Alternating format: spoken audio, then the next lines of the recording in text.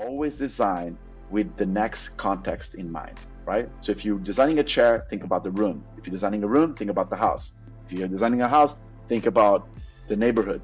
So always understand what is the ultimate context of that experience. Not just, it doesn't matter how brilliant your idea is, how revolutionary it is. If you don't know how to sell it, it will not go anywhere. But design is no longer about the individual. It's no longer about Alvar Aalto, who's an incredible figure in the history of design and has built all these projects and led this movement. No, it's about teams. It's about collaboration. It's about working with non-designers, right? It's not about you being locked in an ivory tower and projecting, right? Without knowing who you are even projecting to.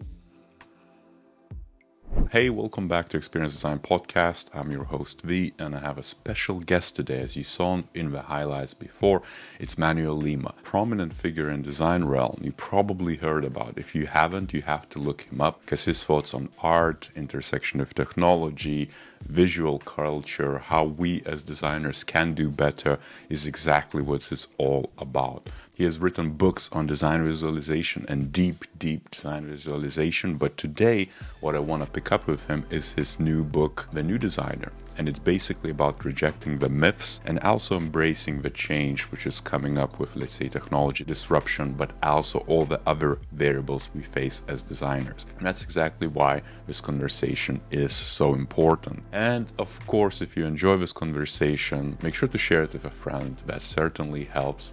But without further ado, do enjoy. I first and foremost really want to find out or hear from you, how did you start in design? Because you mentioned some in the book, but I think for the audience, it's always interesting to hear, okay, how do you get here and why do you even write a book like that? Well, thanks for having me. It's really a pleasure to be here with you today, talking about design and UX. I started in design, I think I was maybe 16 years old when I really got into it. I was already following like an arts curriculum in high school. So I kind of knew that was like an area that I gravitated towards somehow. But it was a class that I had, I think it was theory of design, which I took without really knowing too much about it, too much about what design really was, to be entirely honest. And, I'm dating myself, but this was way back in 1994, 1996, something along those lines. And that class was incredible. I fell in love with design. And I remember reading this book when I was 16 by Bruno Munari, the Italian designer Bruno Munari, where he mentioned design as art. And that book has stuck with me. And there is this passage on the book that he talks about how the design of tomorrow needs to step down from the pedestal that they have been on for so long and really to design, to project for the masses, for everything, for everyone. Being, the sign of it on a butcher shop or something else that's not very high-end and appreciative as an element of design normally is. So I was fascinated with that process. This is kind of like more utilitarian, pragmatic view of design, right? Designing for the masses, that we are able to like really influence everyone's life.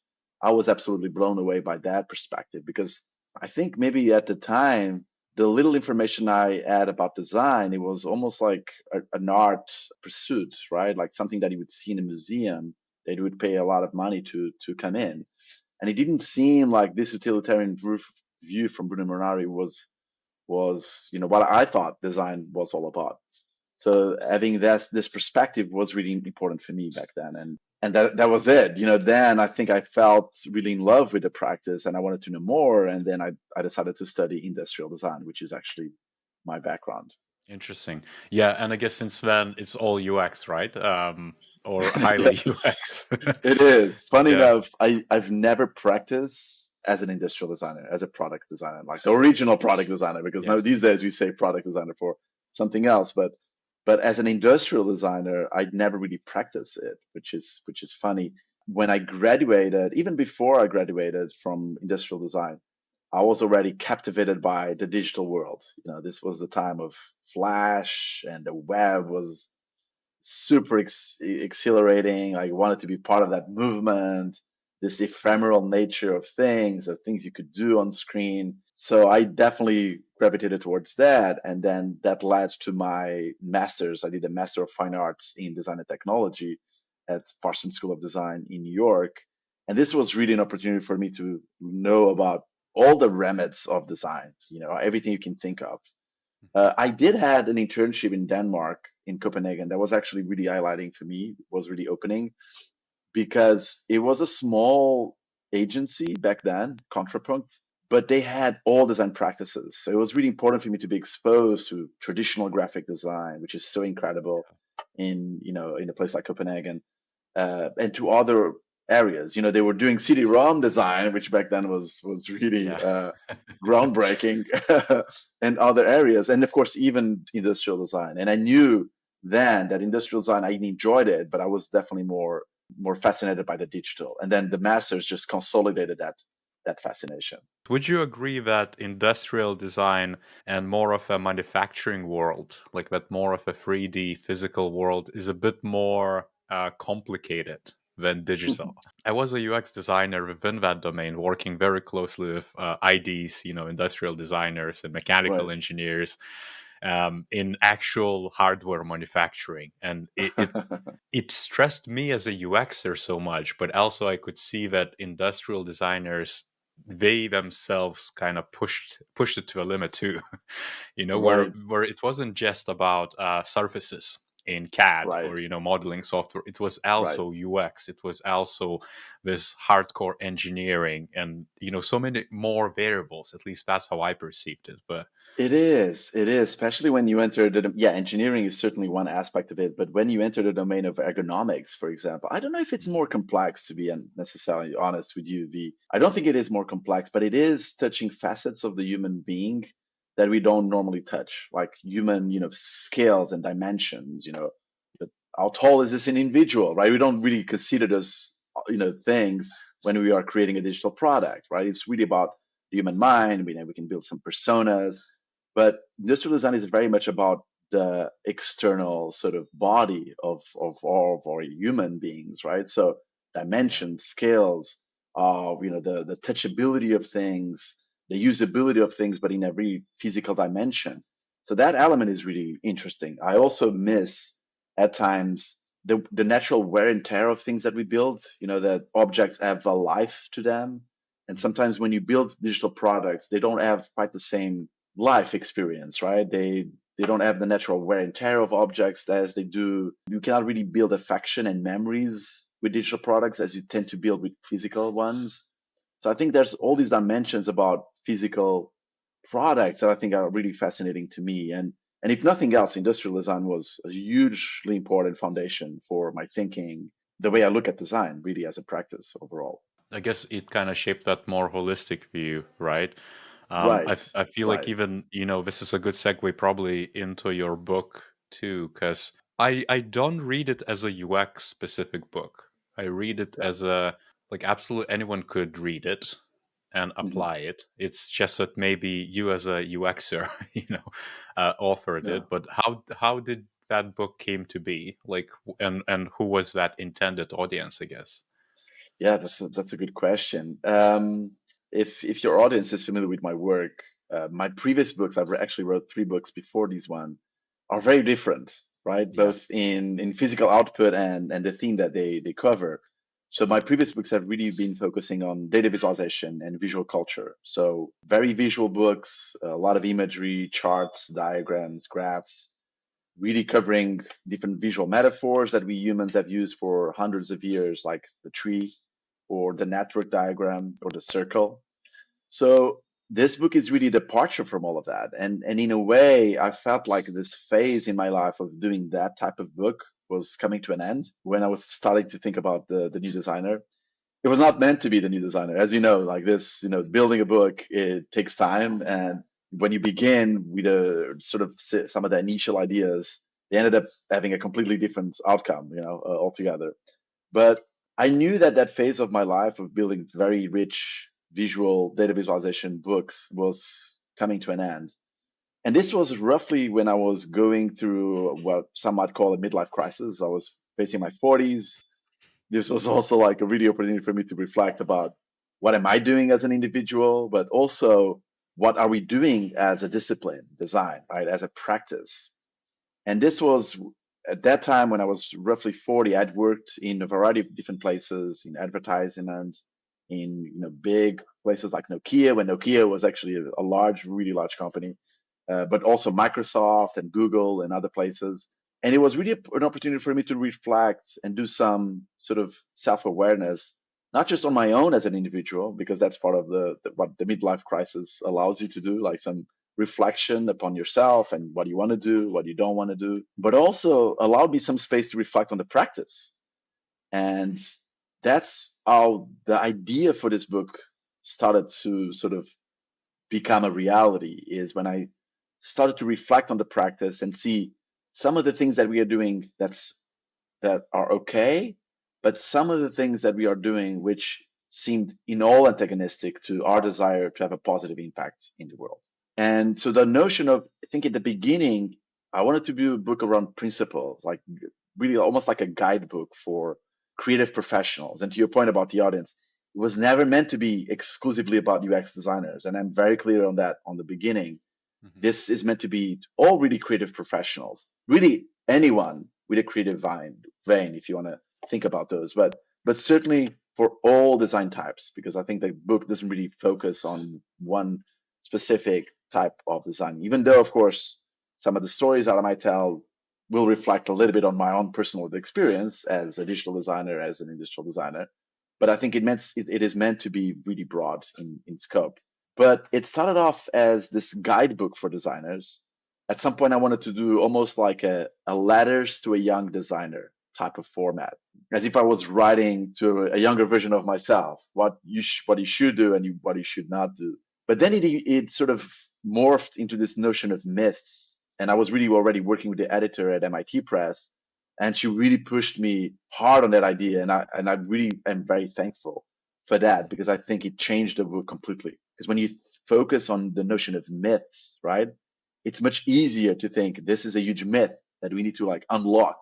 We need to unshackle designers, most designers, from this myth that is actually blinding them from seeing what truly matters. So that's how the idea of the book started, come together, as around the notion of myths and misconceptions. And in terms of myths, because that's one of the things I also wanted to double click, how timeless are they? Because also, I think you see, to me, like if we take these virtual buckets of old design and new design, you could argue that the myths maybe persisted. I find these myths to be pretty resilient, and that's why we need to deconstruct them. They have been going on for quite some time, even though, of course, you might argue that design is not such an old discipline or practice. Certainly, UX design and digital design, but these myths have been going on for quite some time, and I think it's important for us to really break them. So I hope these myths are actually not as intemporal as we might think, because my desire of building the book is that we slowly start deconstructing those myths and focusing on the things that really truly matter for the design as a practice. And I think for the audience, if you haven't picked up the book is actually split into I think three distinct sections, right? Like there is a That's right. personal impact, there is a social impact, and then environmental impact, right? Exactly. And I Exactly. think each of those contain like a myth, which you then try to expand with a lot of different detail. I was very impressed with amount of the detail and examples. Like that Thank you. that was kind of like okay, this is a different kind of book. It wasn't kind of just a table read. But why those three categories? Like why is it personal, societal, environmental? So for me, and being honest, like when I started putting the book together, again, I was coming very much from a digital background, right? UX designer or interaction designer. The digital was always there. So when it comes to impact, society was an obvious one. Like the way we are actually impacting society in a positive, but also at times in a very negative way, we designers, digital designers, was something that I had to address in the book. Then, so societal impact was always like maybe the original nugget of knowledge that I wanted to convey in the book, right? And really unpack that a little bit and kind of expand on those myths that are aligned with this societal impact. Of course, I had to mention environmental impact. It would be absolutely crazy if I hadn't to, right? If I didn't approach that. So I really wanted to say, and that was actually one of the myths worth deconstructing, is that this idea of this techno optimism, that digital is a benign force in the world, that digital will save us. So that was on its own a myth, a huge myth worth deconstructing and fighting against. And also the notion that it's only certain areas of the design that are responsible for environmental catastrophes, like all the fashion designers building all these seasons, that are unnecessary, physical industrial designers building objects that we don't need. But no, we also are responsible. Digital designers are equally responsible, and sometimes even more so, for hurting the environment in substantial ways. So an environmental was, the second option that had to be included in the book. The first one was kind of new, but I felt it was needed. It's I take the metaphor of putting your mask first before helping others, before helping society, before helping the environment. You need to be better as an individual, as a designer, right? As a creative professional. So that's why I really wanted to have the first part of the book dedicated to personal impact, right? To really get you to be a better person, a better individual, a better creative professional first, before you can help anyone else, both either society or the environment. And maybe this is going to define the old designer.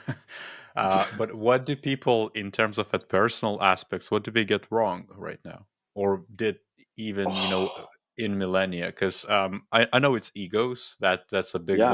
one. Ego is one. That's actually one Yeah. of the myths that I talk about. Is one of the myths is design is soul genius, right? This idea that, again, stemming from art, that designers are, and this is, we're not to blame necessarily. This is part of the history of design, where if we look at the history of design, we look at individual names, right? Like individual people that were incredible people, like artists. As we look at art, we look at names and movements. And it's the same thing we treat design. But design is no longer about the individual. It's no longer about Alvar Aalto, who's an incredible figure in the history of design and has built all these projects and led this movement. No, it's about teams. It's about collaboration. It's about working with non-designers, right? It's not about you being locked in an ivory tower and projecting, right? Without knowing who you are even projecting to. So it's the landscape of design has changed dramatically. Even in art, you see this these days. Like many modern artists don't even, it's not about themselves anymore. They have teams building projects. So Yeah. even that landscape has also changed. But there are other myths. The very first one in the book is that design is perfection. And this is a myth that I wanted to tackle first on, because it causes so much stress, so much anxiety to countless creative professionals and designers. This idea of the best, most brilliant idea, that it's all about perfection, and to a point where they seek perfection so much that they actually become blocked, right? I talk about this, I talk about perfection paralysis. And I've seen this even as a manager. I've seen this countless times, people joining my team and being afraid of sharing work in progress, being afraid of like sharing early ideas because they feel it's not perfect yet. It's not quite there yet. It's like, no, we need to abandon this myth. Yeah. We And get better by people, making mistakes. yeah, people also tend to, it's a bit of a also identity element, because it's so hard to kill your darlings, or like it almost becomes who you are, like what you do is what you are. Absolutely. Ultimately, I think that's that natural approach. And that's with everything, it doesn't even have to be design. I think for us, it could be just an action you take, like a behavior. I totally agree. And you even see this, I think brainstorms are a thing of the past. I don't think they are as popular as they They're were called before. ideations now. Ideations. But you see all these human biases in practice in any sort of ideation session, right? When as soon as someone voices out an idea, that person tends, and this is human nature, there's nothing wrong with it, but immediately that person becomes overly attached to that idea. And the longer it goes, the more overly attached. It's like the sunk cost fallacy that we use in economics, right? When you invest so much of your time, of your effort in that idea, it's much harder for you to abandon it, to relinquish it. And then it's what many designers get wrong, which is your idea has nothing to do about yourself as an individual. as a creative professional. Those are very different things. And people tend to confuse both. And so, hey, if people don't like my idea, therefore I'm a failure, right? I haven't done anything wrong. No, these are very different things. So I tackle those myths in the Design is Perfection again to really relieve designers from this immense pressure that we have every single day of building this perfect design solution and getting overly attached and fighting for it, but abandon it, be vulnerable, embrace imperfection, right? Embrace error, embrace failure, because that's Yeah. how we evolve. That's how we can actually get closer to a good design solution, is by making mistakes. Especially in digital, everything is temporary. As in, Yes. you see, it's not hardware where, let's say, the next generation of this pen is likely to go out in the next 2 years. So Right. there is like a time frame, and maybe I'm gonna have it for a decade at most. So design kind of Right. matters. But in digital, with agile and every other, whatever you think about agile, there are good things, there are bad things, but the design you have right now is likely not going to be there tomorrow. Like it's a Right. temporary thing to kind of address what user needs. And also the medium itself, design is really this conceptualization of a solution, but it still has to be developed. It's so many stages until it gets live, if that makes sense. Oh, So absolutely. that alone can be so sobering, or causing people to wake up at, hey, it should be okay Right. to kind of let it go a bit. Yeah. It's just a job. Like people, especially designers, they tend to take themselves so seriously at their own cost, at their own misery, right? At their own sort of suffering and anxiety that is inducing as part of that process. And it shouldn't be like that at all. It's funny because in that first section about personal impact, I talk about the importance of you distancing yourself from your ideas, right? And not pursuing one single idea, but many. Talk about quantity versus quality as a way of growing and actually getting closer to an ideal solution. That's a much better approach.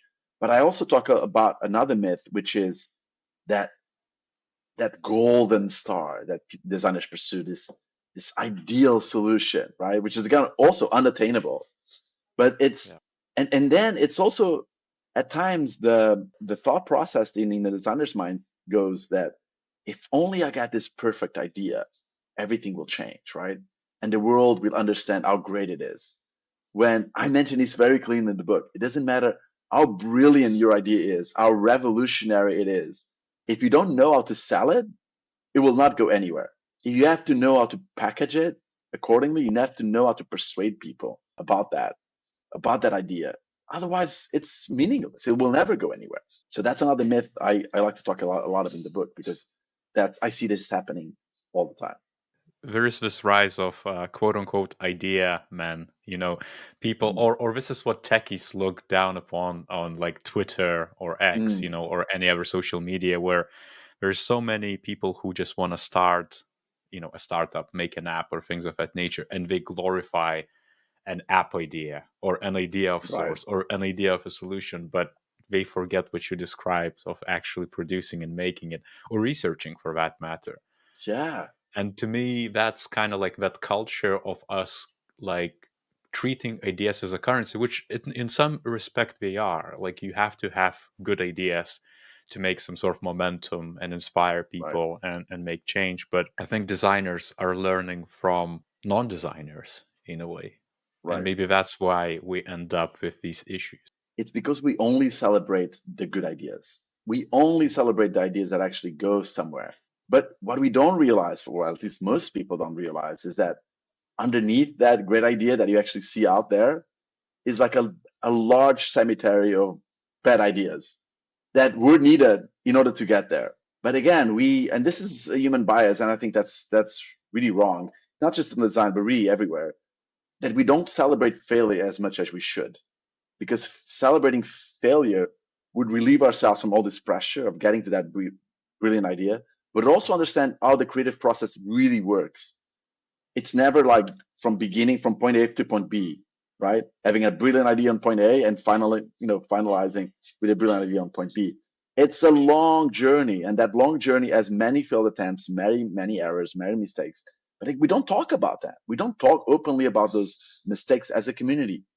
right? We look at this like pristine portfolios, these incredible ideas, these use cases about how well it has worked, XYZ. What about the failures? What about the Yeah. things that we tried and it didn't work for X, Y reason? We could possibly learn more from the failures than from these brilliant ideas that we actually see in a brilliant, perfectly aligned poster, you Yeah. know?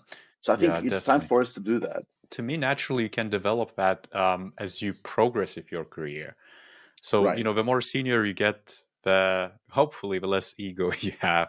Maybe the more humble you get, as everyone should. But Yeah. I feel like when you're very new and you have the Dunning Kruger and you have all the different effects in your mind, and you feel like this is, I know enough. I think it's very Absolutely. hard to do that, because it's not about the failures. It's not about humbling yourself. We always have failures in our lives, even, right? I think that's the approach. It's approach of looking at failures as an opportunities to growth, right? That's the mindset that I hope. And again, it's not even just in your profession, but really as an individual. If you have that growth mindset of like seeing every failure as an opportunity for learning, for evolving, for growing as an individual, then it's beautiful because you're opening yourself to failing and doing that often.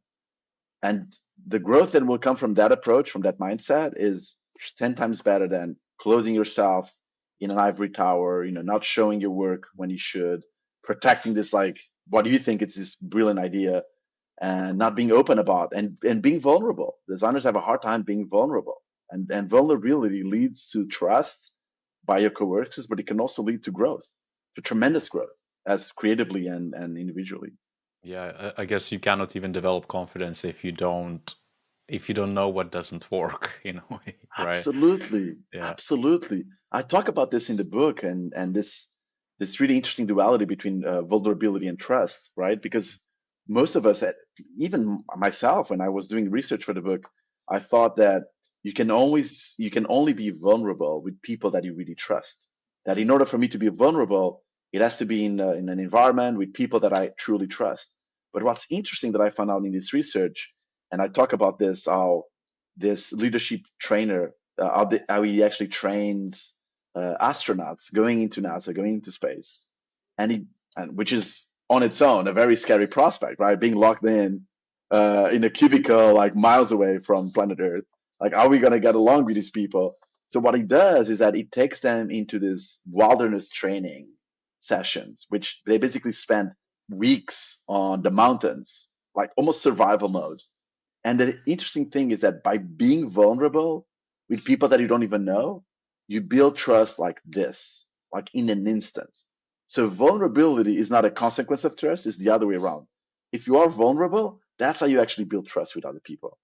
And designers really need to grasp that because, again, we need to abandon this notion of an ego that we are the ones that know better what's the solution. I don't need other creative roles or other roles at all to tell me what design should be, how design should be run. No, let's learn, let's be open and embrace collaboration, embrace our ideas, even from non-designers, right? Be Yeah. humble to that fact and be vulnerable that you don't know all the answers. And that's how you're Yeah. going to grow. I feel it's also I seen this study a couple of years ago, which I really enjoyed. I guess it confirmed my bias in a way.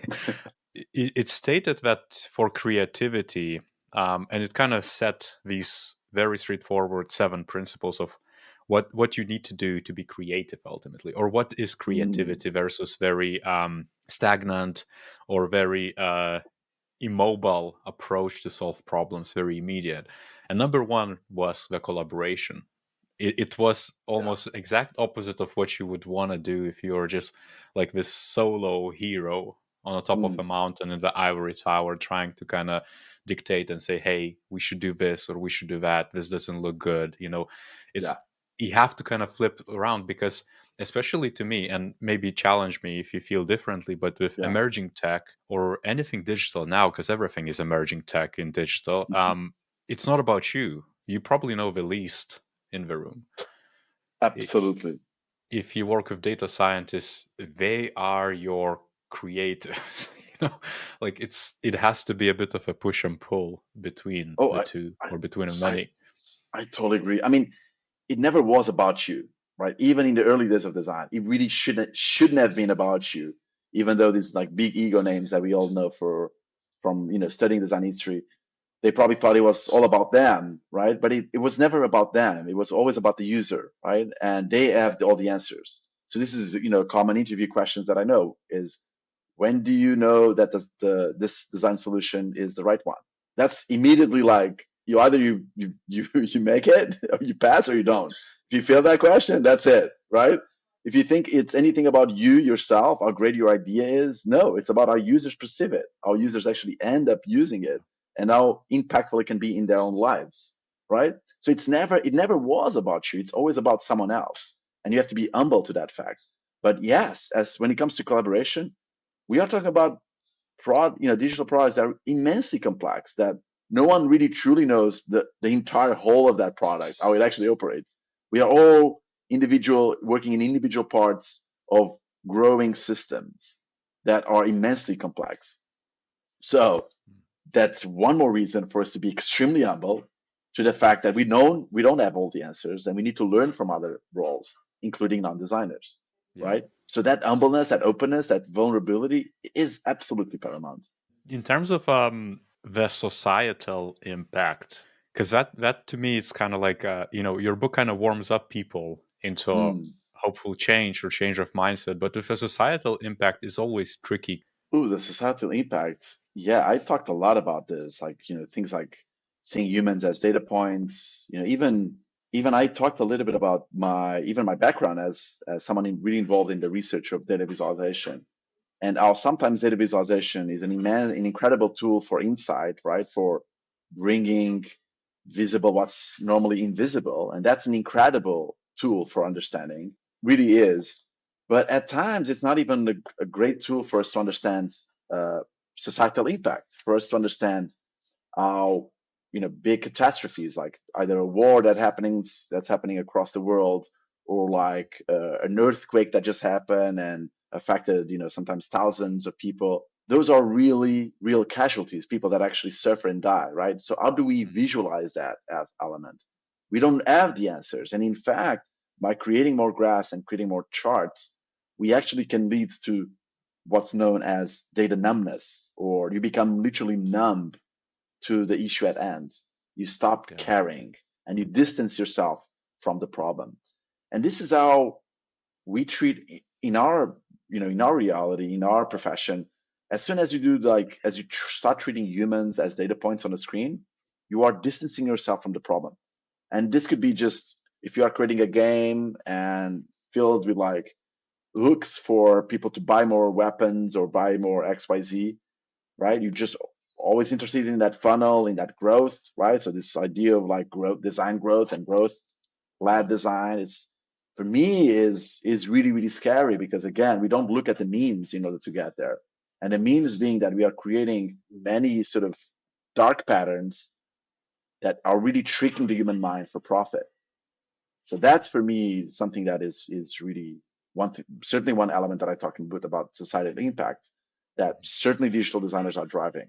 It's not Yeah. just about our we end up distancing ourselves from the problem, but also we are really actually causing mental issues, or not just on adults, but also in teenagers. And I have two small girls, one is 9 and one is 6, and I am very actually scared about their use of digital technology, because I know all the dark patterns. I know how easy it is to trick the human mind for profit and other consequences of the products that we are building. If you're a designer, let's say today, and you're embedded in this small team, and the problem is, I guess, given to you to solve this small interaction bit, and the next designer may be going to come in next year, and that's how, to me, the dark patterns originate. Like Right. it's that patchwork, that's minimal interventions here and there. But do you feel like maybe we're not looking like holistic enough, or like we don't Yeah. zoom out enough? Like is Absolutely. That's exactly what I'm saying is, even take the word system, for example, right?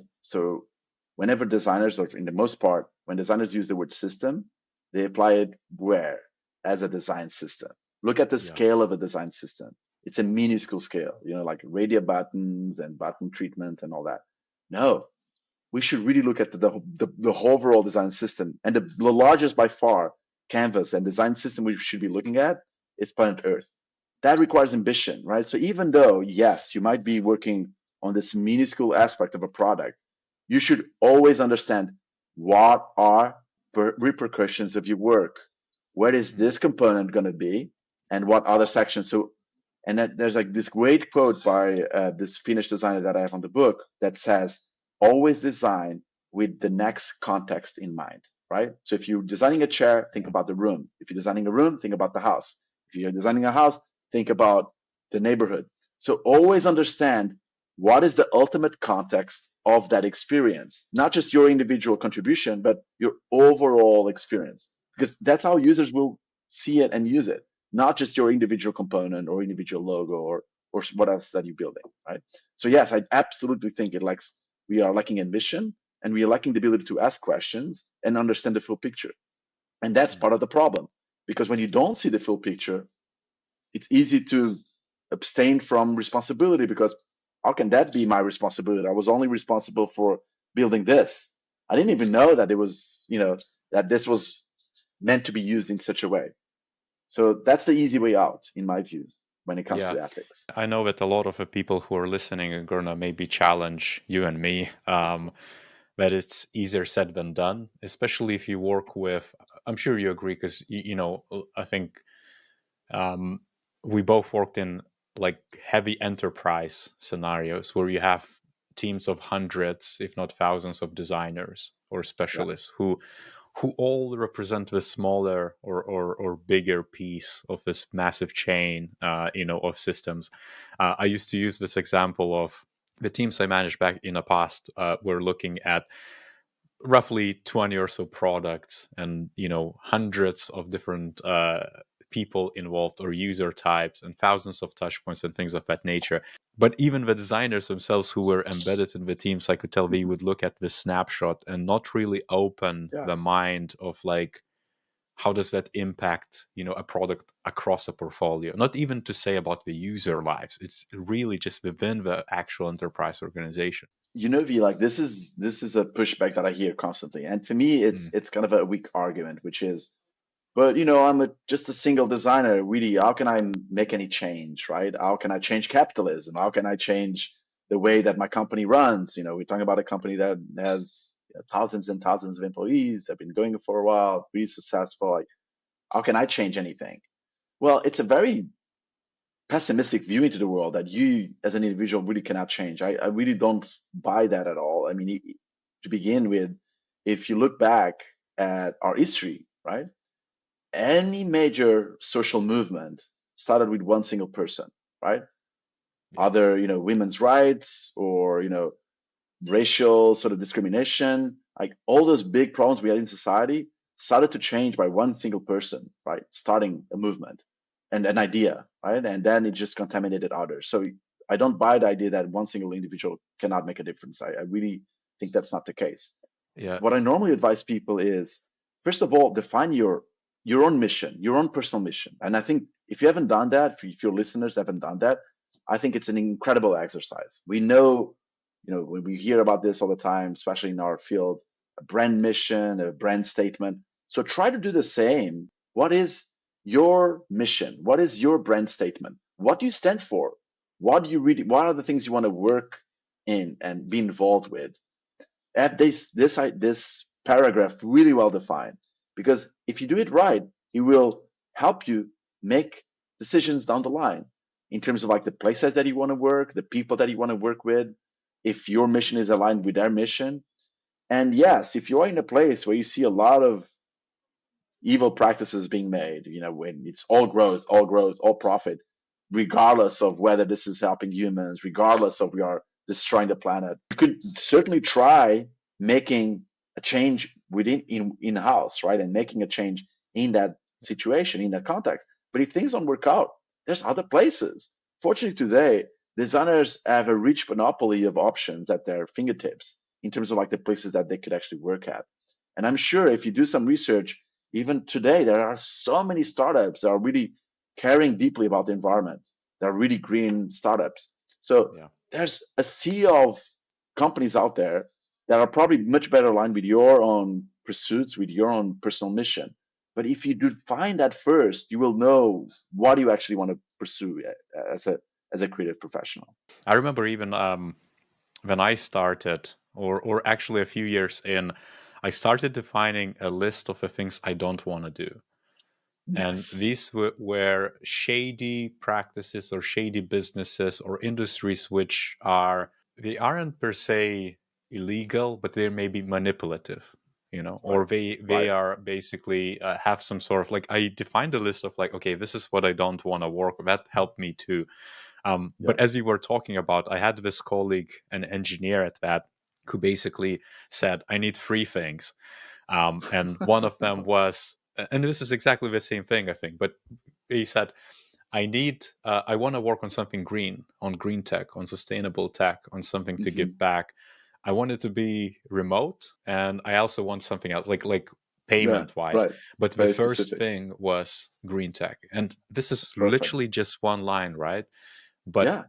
it also defined, I think, from my observations, or at least how I perceived it. Okay, this is a person who knows who they are first and foremost, where they stand, but also the stuff they are gonna attract in a way, because the content they produce on LinkedIn, the messaging, the type of communities they engage with, the job postings they see or try to engage with post recruiter, it's all going to be tied into those things what they want to do. Yeah. Yeah. It's that and Absolutely. nothing else, basically. So again, there are so many different examples. I'm sure everybody would kind of resonate with, but yeah, it I, works. I, I totally agree with you. And I think that's even starting with the things you don't want to do, it's a great stepping forward because those tend to be easier, right? I know exactly what I don't want. I might not know for a fact what I want. Mm. That's just a little bit more nebulous. But I know, especially with age, with experience, with seniority, you start understanding certainly the things that I don't want to do, right? I don't want to do that anymore. But for that, even like we go back to humility and humbleness and being vulnerable, you need to explore. You cannot lock yourself in a box. You need to know what's out there for you to understand what you want to do and what you don't want to do, even from a creative standpoint, right? But I think that's really interesting what you're mentioning, and I also think it's understanding you as an individual in a full mash of activities, right? Where your job is just one part of many things that you care about and that you do.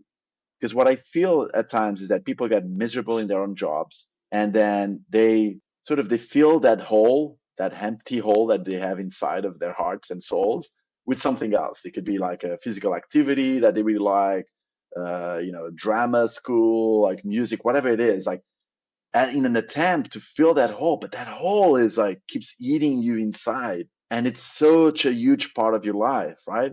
It takes such a good chunk of your time every single week, so it's not a very sustainable approach for you to live your life.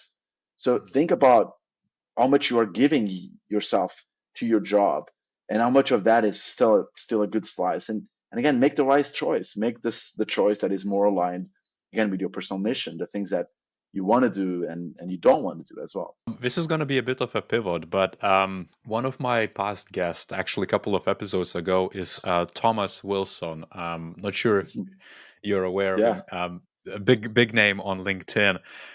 But Thomas actually mentioned your book as we were Right. talking to book this podcast, by the way, and he said that the new designer for him is a service designer, and he distinctly mentioned that maybe you would disagree with him. But I wonder, what do you think about that? Yeah, I probably would disagree only because I think it's meant to push designers much forward than just thinking about service design. I think service design, so I do talk about this as what the design of the future will be. And I talk about the design of the future being invisible. And I talk, this is like as a part of the chapter on the future of design will be that design is becoming more and more invisible. And I really think that this is one incredible path for the art practice down the line. So I do think that service, and what I mean is, no longer we're gonna have this fancy design portfolios. I think portfolios is a thing of the past. A lot of the visual things that we love and take for granted, a lot of that work will be replaced by AI, and we shouldn't be ashamed or even scared of that prospect because will open other areas of knowledge for us to explore. And we're going to be able to focus on things that actually truly matter, including the invisible part of design. What do I mean by this? Service design is a great example, right? It's understanding systems, right? It's not just looking at an individual component of design, but seeing how that component interacts with multiple parts of a system, of a large system. But what I disagree with Wilson is that yes, it is certainly service design is part of that. But I think in the future, we should aim much higher than service design and look at much, much broader systems as ecosystems, which are Yeah. interconnected elements, highly interdependent elements around the world. And designer, we have to play a role. We go back to like the word system. The ultimate system that we should care about, that is our design canvas, is planet Earth. We should not shy away from that responsibility. We should actually embrace it and really design for optimizing systems around the world, both natural systems, right, from nature, and artificial systems made by humans. It's interesting you mentioned the future. I wanted to, talk about that too. So maybe we can jump into it because it's fresh Yeah, on the minds. But how do you feel like, maybe specifically UX, if we can take that frame of mind, how do sure, you feel like that's going to evolve? Because you kind of mentioned, okay, invisible design, and I guess thinking more maybe architecturally wouldn't be the right mind, right. but more integral in a way. Like how do you think it's going to shape up? Well, for UX specifically, and this is like almost immediate change that I would really love to see in our practice, is that we start taking planet Earth as the ultimate stakeholder. Okay, not our customer, not our client, not the user that will eventually get to play with our solution or use it in a substantial way. It's planet Earth. That's the ultimate stakeholder. Okay, so we need to put that ultimate stakeholder in every design journey we make. So the user journey that we always do is we create this, opens a package, uses the product, downloads something. It's like a very task driven thing. No, let's Yeah. extend that journey. Let's really elongate this journey to really understand the entire thing from beginning to end. And again, having planet as the ultimate stakeholder of that experience. And treat planet Earth as we treat users, right? We do personas, we try to understand the psyche of humans, the pain points, the requirements, the needs that they have. Let's do the same for planet Earth, right? What needs does planet Earth have? What are the requirements for this product to be successfully landed? And and what I would also love for UX design to change immediately is really understanding how their design solutions actually land. We go through this process. I talk about this in the book. I mean, I feel so strongly about this that I even wanted to call my book The Third Diamond. What I mean is, if you take the double diamond, all of us probably in your audience know what the double diamond is. It's one of the most Yeah. popular process diagrams. If you look at that diagram, but it's not just that diagram, all diagrams around creative process normally end with what? Yeah, Delivery, shipping. right? Yeah. Shipping, delivery. So think about this for a moment. It ends. As soon as that phase is done, you wash your hands and you jump to the next project, right? That's the same for all designers. Now imagine that you build this like super fancy paper plane. And that's how we do it. And imagine yourself throwing this paper plane out the window and turning your back at it and go build another paper plane without even wanting to realize, is this actually landed? Like, how long did it stay on air? Like, where did it land? Like, how Whose did it head land? whose head did Whose it hat? land into? Whose hat? Exactly. Like, imagine being like that oblivious to something. But in reality, this is what happens every single project. We throw it out and we don't know if it lands. We don't care about landings, right? Is it helping humans? Is it not? Is it hurting humans? Is it helping the planet? In what way? Let me know. We don't have any idea of the impact we actually have. So it's really paradoxical because you hear designers saying always that we want to have positive impact in the world, but then, and it's of course not their fault. The system is kind of organized in that way, but we should fight against it.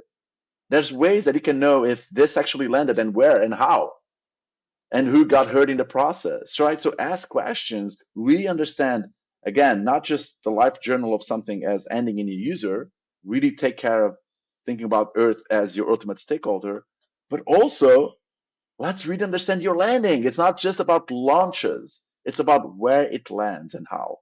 I don't like to discourage anyone as well, because a lot of the people are still breaking into a field and learning purely visual design, which also matters a lot.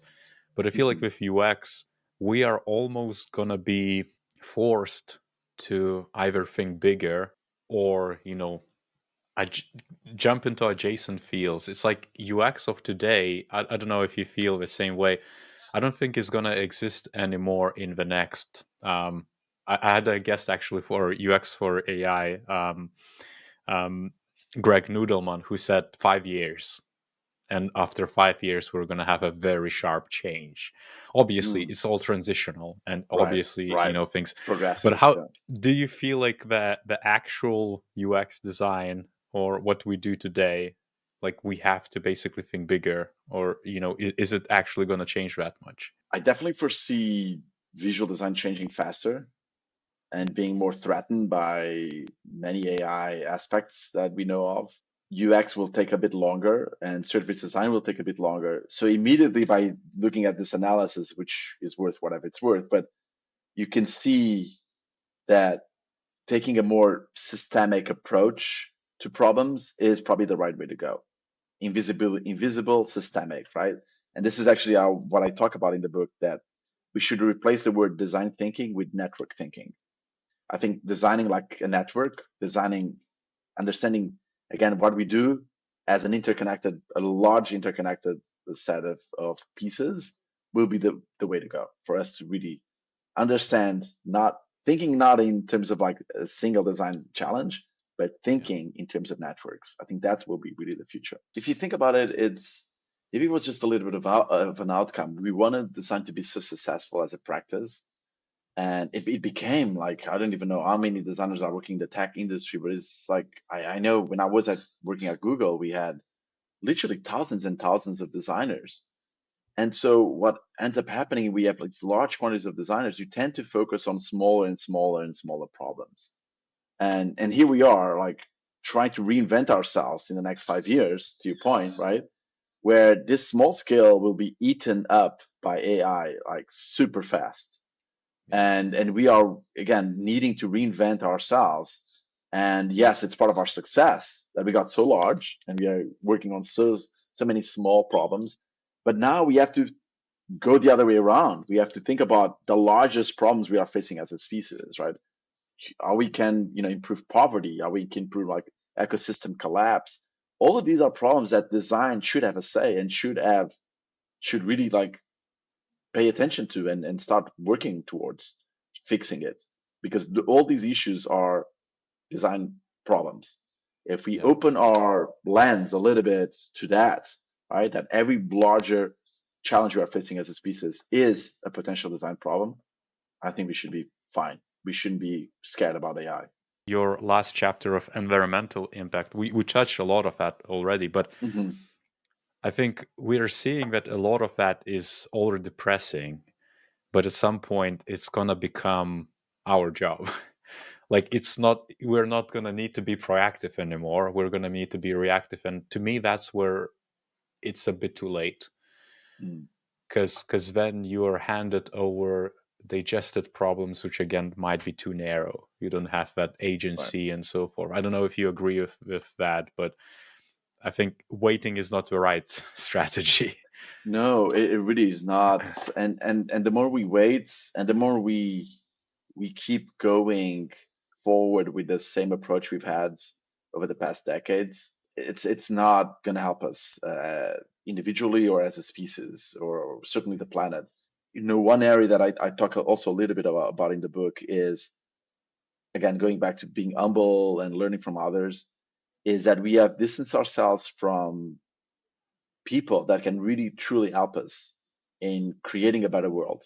Not us locked in this ivory tower of technology and surrounded by digital tools, but people that have been in contact with nature for thousands and thousands of years. Indigenous cultures, like cultures that have been really ignored by most of our digital civilization for way too long. And they are dying, literally, they are really disappearing. And there's so much we can learn from them on how to live in symbiosis with nature, right? So I mentioned a lot of this work, this incredible book called Low Tech. Such a great book. I actually have it not too far from me today because it's all about exposing the tools, the processes, the mindsets of traditional indigenous cultures and how much we can learn from them. And it's a learning process that has to happen really quickly because again, these communities are really like disappearing, unfortunately. Mm. And there's so much knowledge that will not even be passed on to us. Like what? Could you give a few examples just Oh so my we can God, illustrate? Uh, there's I have actually the book that's I can even show you. It's an incredible book. So the book is called Low Tech, designed by Radical in Indigenism, and it's by Julie Watson. And it has countless examples. One of them is the most striking one, is this live bridge that they built in this community in India where the bridge that people cross is actually alive and changing because the bridge is built with roots from plants that are continuously growing, right? So there's no other material there. There's no cement, no iron, nothing. It's basically all natural, made with natural roots of plants that are growing. I mean, can you even conceive like a more ecologically friendly way of building a bridge? no. It phantoms me. But It's the, highly solar punk as well, it or is, it is, it overlap with is. that, right? And again, like it just takes a little bit of creativity to see how, yes, maybe not all of these projects are immediately applicable to some of the challenges that we have, but you can certainly be inspired by them, and they can help you think in alternative ways to the problems you have at hand to come up with really truly ecological solutions. You kind of mentioned that the book started very differently. I Ah, really, yeah. really intrigued if you had to leave anything out. The third diamond, yes, I wanted Yeah, to, yeah, but then I remember like talking about, the third diamond being, so as we have the double diamond and the last stage of that double diamond is delivery, we should have a dedicated third diamond around impact, right? Understanding impact, assessing impact, understanding again whether or not it landed and how and so on. So I felt so strongly that I wanted to make that the title of the book, like the third diamond. But then the publisher was like, maybe we should rethink this. You're giving this double diamond thing a little bit too much, too much yeah. weight. And it's like, yeah, maybe it's a little bit. But I think in the beginning, some of the stuff that I left behind, I really wanted to do a book around at least more focused on on cognitive biases because I think it is the root of many of the myths that I talk about, right? Because again, designers are humans, creative professionals are humans. So a lot of the mental shortcuts that we do, a lot of the mental traps that we have, what we call cognitive biases, are things that all humans have, right? We just express them in different ways. So the book in the beginning was really focusing a lot more on those, like expanding and talking about all these cognitive biases. It was relying a lot more on cognitive science and psychology, which is again still to this day a really important blind spot for many designers. And so, as I point out in the beginning of the book, I think psychology is a huge blind spot. Ecology is another huge blind spot, unfortunately, And ethics and as well, if I recall ethics. correctly. Yeah. Absolutely. So Yeah. take these three design. If you want to do like like a this triangulation of blind spots, right? So ethics, um, psychology, and ecology. It's incredible. I talk about this in the book, and I still to this day don't understand how we don't have ethics classes in design schools. Because I remember being a student, a design student back in the day, and talking to friends of mine who were studying law or medicine, and these are fields that are traditionally heavy on deontological ethics, right? They really Yeah. study the ethical of what they do. How can we, primary cultures, primary shapers of our material culture and digital culture, how can we designers not have any sort of deontological structure at all? There's zero accountability for what we do. Zero. No Yeah. ethical Yeah. discussion, no ethical dimension. I am really blown away given the fact that if you look around you, like everything that's physical or digital has been likely designed by a designer. Yeah, and when you mentioned ethics, I kind of went down the memory lane as well because when I was studying design and then development, but design in particular, this is over 15 years ago. The closest it got to ethics, I think, as a module, it was copywriting. But you see how it's so Oh my commercially God. minded that, okay, Yes. how can you do what you do without breaking, some sort of legal obligations, and kind of making Exactly. making a bank without Yeah, without exactly. trespassing, so to speak. And I think, Yeah. I'm in total agreement. I didn't know about any other, what's today, or like, how these things are shaped in education. I presume it's probably not much better, given the state we're in. It's not much better. I think ecology is starting to take a bigger role in design education, which is, very much deserved. But I still feel like ethics is rarely considered, and psychology very optional, it seems to me. Also, again, I started to mention psychology because, my God, such a huge blind spot.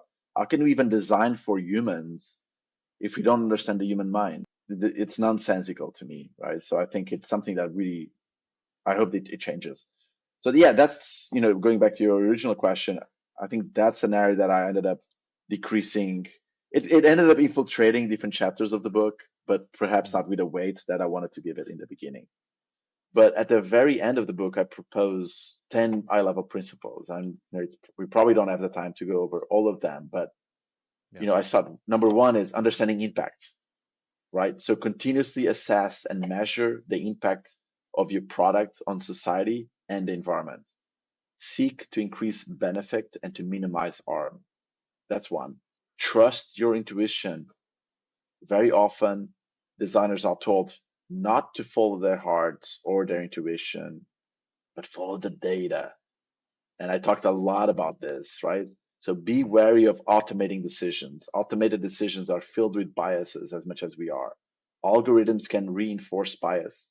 Don't collect data for data's sake. Follow your intuition and experience. Designers are mirrors to society. And even more so today with the advent of AI, we need to continue being mirrors of society and not shy away from our responsibility, but also our ability, our intuition, our experience. And Mhm. this is a topic that I talk, extensively on the book, and our intuition is really experience, and we should not confuse those things. Another one that maybe I talk about is, be humble, right? Question established design practices, seek insight from marginalized communities, embrace replenishment, reciprocity, and regeneration. And the last one, I cannot mention all 10, but the last one is design for the planet. As we mentioned, right? The planet is your ultimate stakeholder. Consider environmental needs with human ones to build a truly comprehensive product lifecycle. Well, Manuel, let's end it here, because I think people probably should be, they should pick up the book actually to find out all, because it's definitely insights packed and a lot of examples. That's, again, I was very pleasantly surprised of how much information there is. Thank you. But besides the book, how can people connect with you? Where could we guide them? Oh, please connect with me anyway, like either on LinkedIn or Instagram. You can find me on all the social platforms. I'm super happy to talk to people about either the book or projects or concerns that they have or ideas. I'm always happy to engage with the community in any way, shape, or form.